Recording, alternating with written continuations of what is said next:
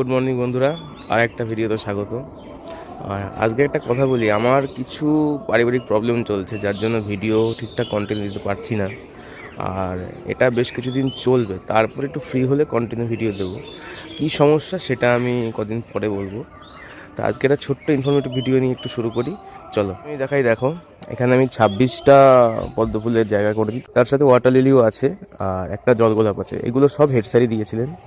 তা এবার অনেকের প্রশ্ন থাকে মাটি কী করে তৈরি করতে হয় পদ্ম ফুল গাছে, বা গাছটা কী করে তৈরি করতে হয়, সেটাই আজকের উত্তর দেবো আমি। তুমি যেই গামলাতেই করো না কেন, দেখো আমার কাছে বিভিন্ন রকমের গামলার সাইজ আছে। এই গামলাতে যখন মাটি করবে তার 50% মতন তোমার গাছটা তৈরি করতে হবে, যেটা আমি করে আসি এতদিন। আর ওই 50%-এর মধ্যে তোমাদেরকে 3/4 লাগবে হচ্ছে গোবর সার, আর 1/4 লাগবে হচ্ছে মাটি। এটাকে মিশিয়ে একটা গাঁত তৈরি করতে হবে। দেখো এখানে গাঁত অলরেডি রেডি হয়ে আছে। আর তার সাথে আমি যেগুলো খাবার দিই সেগুলো আমি বলে দিচ্ছি। দেখো এবার বলে দিই, শুধু কিন্তু গাঁত বানালেই হবে না, গাঁতগুলোকে কিছু খাবার দিতে হবে, না হলে তো তোমার পদ্ম ফুল গাছ ঠিকঠাকভাবে বেড়ে উঠবে না।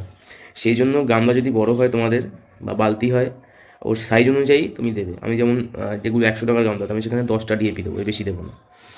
আর ছোটো গামলা হলে ম্যাক্সিমাম 5 থেকে 6টা সেভাবে দেবো। আর যেহেতু মাটির পরিমাণ সব জায়গায় এক না, বা যে সারটা দিই তার পরিমাণ এক জায়গায় না, গোবর সার, সেই জন্য বুঝে তোমাকে দিতে হবে। আর তারপরে আমি শিংকুচি হাড়গুঁড়ো তো সব গাছে যেরকম দিই, 1 মুঠো করে বড় গামলাতে মিশিয়ে, ছোটো গামলা হলে 1 মুঠোর থেকে একটু কম।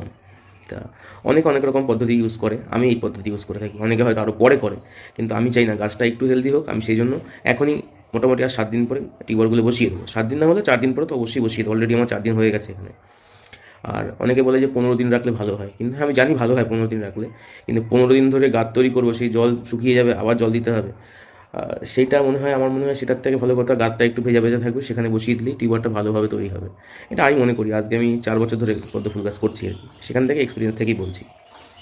তোমরা কে কীভাবে করো জানিও, আমার এটা মনে হয়েছে। আর হ্যাঁ, আরেকটা কথা বলি, পদ্ম ফুল গাছের খাবার কিন্তু আরও আছে। শুধু এটা গাছ যখন বসালে, এবার গাছ বড় হলে আবার অন্য খাবার দিতে হবে, সেই ভিডিওটা পরে একবার বলে দেবো। আগে কিন্তু আমার ভিডিওতে আছে, আমার চ্যানেলে গিয়ে তোমরা দেখতে পারো, খুঁজে দেখে নিও একটু। আমি একটা পিন করে দেবো ভিডিওটা, ভাবছি সেটা দেখে নিও তোমরা, কী খাবার আমি ইউজ করেছিলাম ফুল আসার আগে। তো আজকের ভিডিও এই পর্যন্তই। আর যারা এখনও চ্যানেলটা সাবস্ক্রাইব করেনি, সাবস্ক্রাইব করে দিও। আর আজকের মতন এখানেই টাটা, সবাই খুব ভালো থেকো।